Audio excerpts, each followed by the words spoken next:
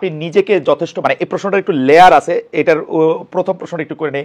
আপনি নিজেকে যথেষ্ট দেশপ্রেমিক শক্তি মনে করেন কিনা, দেশপ্রেমিক মনে করেন কিনা?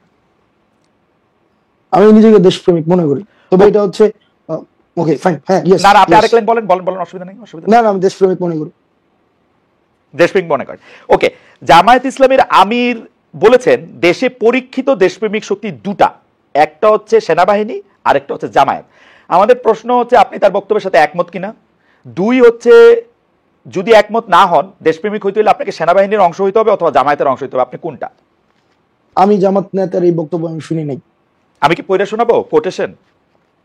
আমি দায়িত্ব, আমি কোটেশন জামায়াতের, যদি জামায়াত থেকে ধরেন এই ধরনের বক্তব্য যদি এসে থাকে, আমি এই বক্তব্যের সাথে মানে আমি জানি এই ধরনের বক্তব্য উনি দিয়েছেন কিনা, আর যদি দিয়েও থাকেন তাহলে এটা নিয়ে আলোচনা, আমার জায়গা থেকে আমি আলোচনার জন্য এই বাইনারি পজিশন আমি যাইতে চাই না যে ওই পলিটিক্যাল পার্টি সাবস্ক্রিপশন করলেই আমি দেশপ্রেমিক। ওইটা হচ্ছে এক ধরনের একটা জিনিসটা প্যারিকুয়াল একটা হচ্ছে আইডিয়া, যে আমি এই আইডিওলজি থাকলেই হচ্ছে আমি দেশপ্রেমিক, আর ওই আইডিওলজি হলে দেশপ্রেমিক না, এই ধরনের ধারণাতে আমি বিশ্বাস করি না। আচ্ছা ঠিক আছে, ধরেন এটা এই বাইনারি ধারণাতে আপনি বিশ্বাস না করলেন, সেনাবাহিনী নিয়ে আপনি কি মনে করেন? আপনি কি মনে করেন বাংলাদেশের সেনাবাহিনী একটা পরীক্ষিত দেশপ্রেমিক শক্তি?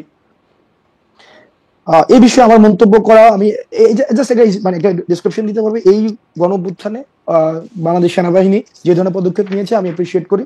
আবার কিছু কিছু জায়গায় অনেক ধরনের বক্তব্য এসেছে, বিবৃতি এসেছে, সেগুলো মনে হয় যে সেগুলো নিয়ে হচ্ছে হয়তো সমালোচনা হতে পারে এক্সিট দেওয়ার ক্ষেত্রে।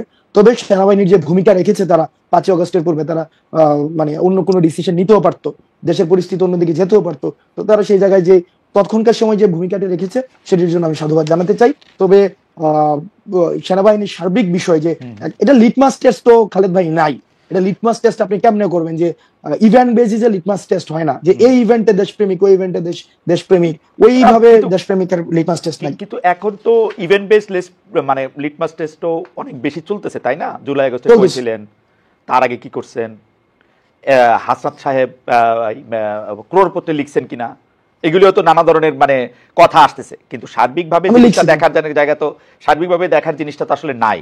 তো এইটা তো আসলে অনেক সময় অনেক জায়গায় অনেক হার্ট করে, যে মানে ধরেন এইটা ভাই সার্বিকভাবে আপনি মানে এই সার্বিক জায়গায় যদি আপনি আওয়ামী লীগকে রাখেন, এই সার্বিকভাবে যদি আপনি এই জায়গায় গত একটা দীর্ঘ সময় ধরে যে যেই রাজনৈতিক দলের কারণে খালেদ মহিউদ্দিনরা দেশে সাংবাদিকতা করতে পারে নাই, ওদেরকে যদি এই সার্বিক এই এই এই এই ফরম্যাটে রাখেন, এই কম্প্রিহেন্সিভের ব্যাপারটা রাখেন, তাইলে আওয়ামী লীগ ছাড়া ওই সার্বিকতার মধ্যে আমি সবাইকে রাখতে চাই।